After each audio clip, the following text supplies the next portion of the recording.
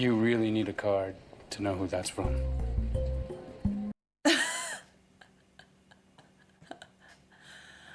Oh, my days. The clothes Gary Van Blunt died in were like 2 sizes too big and like 8 tax brackets more expensive than anything else in his closet. The clothes weren't his. Found something on the map last night. If you combine it with Miss Lopez's findings. I think I know where Gary was when the killer snatched him. Oh my gosh. Can I please come? Ella wants to go there. What is it? This is perfect. Just A nudist sanctuary. so cool. Well, Ella's very excited by this. You want to go inside? You got to get naked. Either that or get a warrant. Well, Fine. how come you're not I'll get a naked warrant. then, sir? Lucifer, Oh, when in Rome, detective. Holy please put hell. some clothes on. Ella, see if you can get a warrant from Judge Vickers. Bucket list? Don't worry, detective. Miss Lopez and I are on the case. Ella and Lucifer absolutely smashing this nudist life. Do you have any pictures of him without his clothes on? His body is just utter perfection. Like, I just can't. We even I offered can't to help us not out with look our at him. taxes. Hold on. You're saying that Gary was an avid nudist and a devoted accountant? Did Gary have anyone he butted heads with in the community? I can't imagine him saying a harsh word to anybody. Except maybe to Julian. Julian is... Julian McCaffrey, son of the late Willow McCaffrey, the founder of Willow's Glen. That millennial pervert has turned our little A slice of heaven millennial into a devil's pervert? playground. Well, I'll be the judge of that. What a title to hold. Welcome. Speaking of which, you two are not Is at all that what I pictured Colleen when I heard the Sweller? cops were here. That 100% is him. Oh, hey. Colleen Ballinger's mister. I wanted to say how sorry I was when I heard about Gary. He's going to be missed by I the think. entire community. I'm doubting myself already now. The last time I saw Gary, he was alive and well and still trying to bat out of his league. What are you, a size 34 pant, 13 shoe? Good guess. White. You're under arrest. How can human women wear these torture devices? What are they called? Jeans. I tend to avoid them, to be fair. Perhaps Lucifer discovered that not all humans are selfish, greedy, and smelly. Perhaps he even met one that was rather special. One that Giving helped it him away, learn. Amenadiel. Yeah, I'm just guessing about Lucifer. Yeah. Never been a smooth one, has he?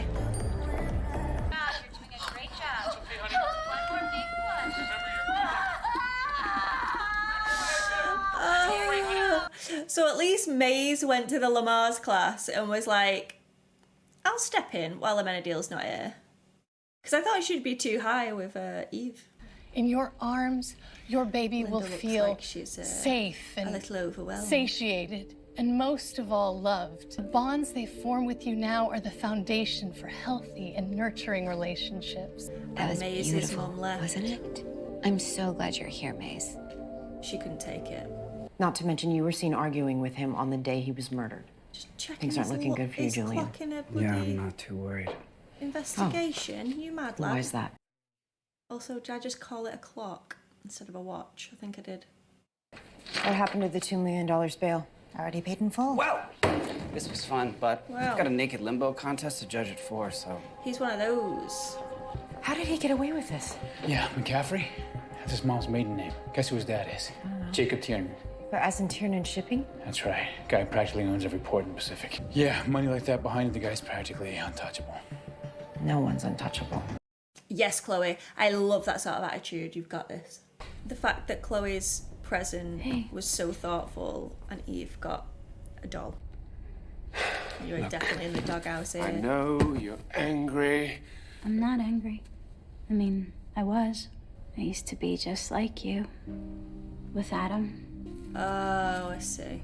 I wanted Adam to love me so badly that I devoted myself to becoming something I wasn't. I wanted to be Adam's ideal woman. Which is what Lucifer's doing with Chloe. Yeah, I spent so much time trying to be whatever Adam wanted me to be that I never once stopped to think what I wanted. You helped me realize that I can become my own person. I see you pretending to be something that you're not. You don't have to. You're already perfect. You think I'm pretending to be something I'm not? Don't you? I have to go. It's a break in the case. I'm confused. And I cannot wait to talk at the end of this reaction about my thoughts on this episode. I mean, this says Jacob cut him off years ago, except for the fact that he keeps sending lawyers to clean up Julian's messes. Step aside, Daniel, because I have just blown this case wide open. This is the suit that I wore, or more accurately didn't wear, at the nudist colony. Someone must have put it in there before I got my clothes back. Miss Lopez, do you remember a woman named Marigold? Marigold wasn't a woman. It's one of Tiernan's ships. You know, we wouldn't have gotten this far without you. Do you think I'm different when I'm at work to when I'm not at work? I think we're all a little different at work, trying to put our best foot forward. I love the way that she looks at him. Do you think the person that I'm trying to be at work is dishonest? Do you like work? I do. Look how he looked I at her like then when work he very said much. work. I'm sorry, but they love each other. Work makes me want to be a better man. If I've never been that man before, then is it even real? I mean, I think people are growing and changing all the time. I mean, So look true. at me. 15 years ago, I was naked in a hot tub. Still one of my favorite films. Well, I still need a t-shirt from that film. if what you're doing and who you are at work feels right, then I think you know it's real. I love their moments. I just want so many more of those moments, and that they're so, we hardly get them, you know? I don't know if I'm just being greedy, but I just love them so much.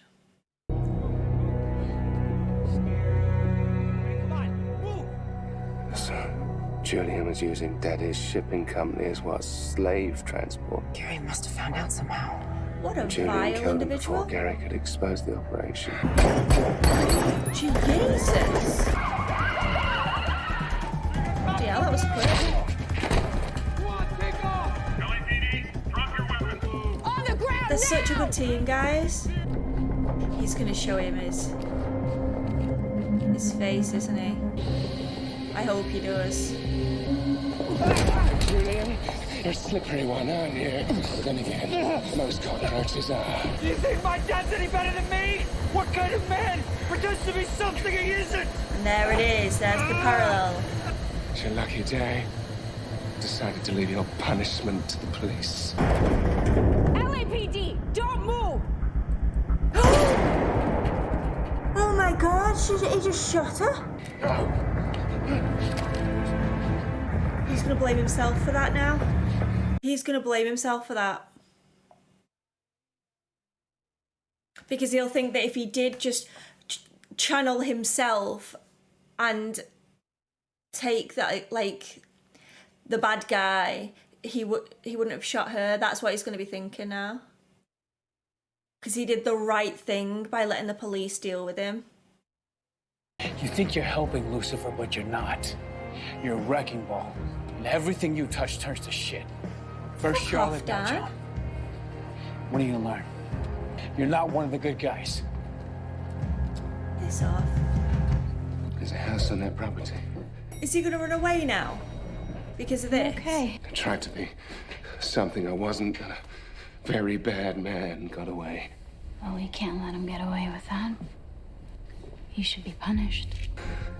Honestly, I'm not sure I have it in me anymore. It's not true. He's really doubting himself. You will always have it in you. You're the devil. Yes, I am. Oh, it would have been good if his eyes flashed then. It would have built the scene up even more. Brother, you're the one who taught me that humans are inconsequential. Well, I was wrong, Remy.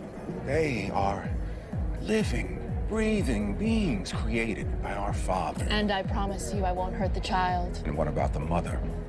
I know we're not allowed to kill humans, so I'll be very careful where I cut. You're not cutting anywhere. You know this human, don't you, brother? Are you protecting her? Yes, I am. I'm protecting her, and I'm protecting my child. Yours? Should have just said that from the beginning, Amenadiel. A blanket? It's a baby blanket. I was trying to think of something to give your baby. Something I would have wanted when I was small. Took me a while to figure out what that was, but I guess this is it. That is the sweetest thing. I know I'm not mom or partner or whatever. You're Auntie May's. And you will always be a member of this family. Oh my god, guys. I genuinely think that she needed to hear that as well. Especially considering what she went through last season. She needed that reassurance for sure. He's going to be sat in there waiting now. There he is. Mr. Morningstar. Chloe ain't about now, lad. You're in trouble. What are you? Holy shit. I've been wondering how to punish you, Julian. And now I know. That's terrifying. I'm taken aback by what he looked like then. That felt on another level, that. You asked what I am. I'm the devil. This feels just right. But he can't kill, he can't take... I didn't think he could kill humans. Did you just kill him? What just happened? If he just killed him then, surely that's gonna have a knock-on effect with something, like it's gonna have consequences, isn't it? Surely. Right, I'm looking forward to this breakdown of this episode because I have a lot to say. So, when it comes to Lucifer and knowing who he is, with Eve and her trying to look at herself and what she went through, and then look at Lucifer and draw that line and comparison there, I found that quite interesting because from her point of view, it makes total sense. Like, she experienced it, and from an outsider looking in, she feels as though he's doing the exact same thing because she knew him way back when, and he seems so much different now. But I'm more inclined to agree with what Chloe said, which is change isn't always bad, and everyone grows and everyone adapts, and that's okay because it shows growth, it shows progression, and sometimes the person that you were isn't always the best person. So the changes that you're going through are for the better and not for the worse. Don't get me wrong, it can work both ways, but in Lucifer's case, I believe he's found something that he truly loves and someone that he truly loves, and he wants to become a better version of himself, and that's okay. Whereas I feel Eve is thinking more, no, this is not you, this is not the person that I knew or I know, and you're changing for the worse because to her, she feels as though she wants that old one back. So he's very conflicted now. We've got Eve as the devil on her shoulder and Chloe as the angel on her shoulder. So we've basically got a Lucifer and Amenadiel situation going on right now. Chloe being Amenadiel and Lucifer being Eve. The old Lucifer, let's say. Because even though Lucifer likes all of these orgy parties and these fun and the shenanigans and all the rest of it, he can still have that, I do believe that. But he doesn't have to live off of that. Like, it doesn't have to be as regular. I remember that episode where he was on about a shoe and he was so determined that he was not that shoe. He's the fun one. He's the top hat, you know? And I understood that he came to terms with the fact that change is okay in that episode. Whereas I feel this one has triggered him differently because of Eve's words, because he does care for Eve, that's sure. He may love her. Eve may be his first love. It's hard to really pinpoint the route that he's going to choose. As a prediction, I'm going to guess that he's going to turn a little bit bad now, and he's going to need something to pull him back to what he wants and who he wants. Chloe, Lucifer, you want Chloe. So I'm excited to see the journey there. I'll talk about Eve as well, because I do kind of like her. And I think that what she's doing right now, I truly think that she believes that she's doing the right thing by him and she's helping him and then helping herself, you know, second hand. But I do think that she's meaning it from a good place. It's just that her need to have him is sort of taking over what he really needs, if that makes sense at all. When Chloe was talking to Lucifer in the car and she opened up about her feelings, he was asleep. Typical writers there. But I did love that moment because she again, Lauren with the emotional scenes just nails it every time, but she really did let out her inner thoughts, didn't just put on this front like I'm fine, which is what she was doing prior, like in the precinct when she was like, I'm fine, fire everywhere. And it was nice that she really accepted it herself, like, you know what, no, I'm not okay, I don't like the fact that you're doing this and here's why. And I think that if Lucifer was awake for that moment, we would have had a very different outcome by the end of the episode, personally. But I get that obviously the fact that he didn't know her feelings at that point. All he knew was that he's trying to impress both Eve and Chloe, lead these two different lives, and he wanted to juggle them and do it well. But like Linda said, they're so like opposite ends of the spectrum that Eve is not gonna want that life and Chloe isn't gonna want that life. Because it all comes down to the women in his life, let's be honest here. He's trying to impress both, like with the apologies to both, when I think what he really needs to do is look at himself rather than the women in his life and go, what do I really desire? Like, what do I want? Would I be happy to live this job life, this workplace life, and have Chloe as my partner and not have all of these orgy parties? Or do I love the orgy parties and all that fun way too much to give up, and then I may have to drop the Chloe in my life and the work life? When he was speaking to Chloe in the car though, he did say how much he loved it. He loved the job that much. It's just crazy that he can go to like one extreme to the other. And I think that he could have that if he was with Chloe. Maybe not the orgies and stuff, but he could have that fun party side to him. I don't believe that Chloe would stop him from that because, I mean, she was roommates with Maze for how long? Like, really good friends with Maze. She didn't hold Maze back. She tried to obviously keep her house intact and keep Trixie safe, but she let her go off and do whatever the hell she wanted. And I do think that she would be like that with Lucifer as well. But I think that in Lucifer's head, he's thinking, well, I could have it all of this fun with Eve. Like, Eve is this pie girl and she believes in me. She's not scared of my devil face. She accepts me for who I am, when really Chloe does as well. It's just that when she was going to open up and accept him, she saw Eve and him together. So it's all very messy, very, very messy. But I absolutely love this episode. Obviously the procedural side and stuff was solely focused to link to those parallels. Like Lucifer does it so well, like the show Lucifer does it so well, that no matter what the procedural story, it always comes back to how Lucifer can relate to that in some way. And obviously in this case he was looking at this evil man and he was accepting himself as a wolf. At least I'm not trying to be someone I'm not, and then planted the seed in Lucifer's head then as well, like, well, I feel as though I'm being someone that I'm not. At least that's what Eve is telling me right now. And do I believe what she's saying? Should I be letting you go? Blah, blah, blah. I did get a little bit annoyed at Dan in this episode. Not really at him per se. It was just like shitty timing because Lucifer is in such a rough place anyway that him laying into him at that moment was just like a step too far, I think.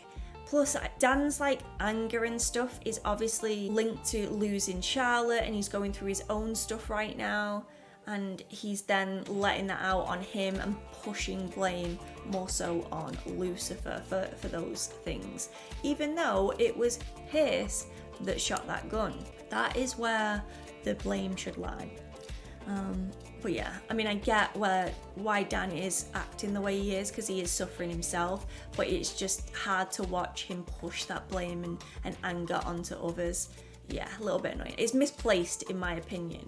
It's just that Lucifer's always there being a pest in Dan's life that it's so easy to target and blame him in that moment. I did really enjoy like the Maze and Linda stuff as well, because clearly Maze is struggling with not having that family, like her being abandoned and Lilith just forgetting to be a mother, and then seeing Linda and wanting to be there for Linda so that this baby isn't going to experience what Maze experienced. And I just think that's a really nice moment. And obviously I teared up when Linda let her in and said, "You'll always be a part of this, like you're Auntie Maze." Oh, so cute. Plus we had a Menadil and his sister, whose name I've totally forgot right now. Remiel, was it? But he admitted that it was indeed his baby, so that's interesting. We'll see what happens there, if she will then go back and feed that information back maybe to Dad. Who knows? We might have some issues where it comes to people maybe hunting this baby, this Nephilim, and maybe a Menadil has to protect and Lucifer has to protect and stop that from happening, and obviously keep Linda and the baby safe. We don't want Linda hurt in any way, let's be real. If she does get hurt, I will riot, I'm just saying. But yeah, I really enjoyed this episode and I hope you guys enjoyed my reaction to it. If you did, please give this video a cheeky thumbs up and subscribe to the channel if you would like to. But as always, there's no pressure here. I have the extended versions and I'm way further ahead over on Patreon as well. So click on the link in the description. And I also have all the links down here on the side panel, so enjoy those. And I hope to see you all again soon for another video. Thanks for watching, guys. Bye.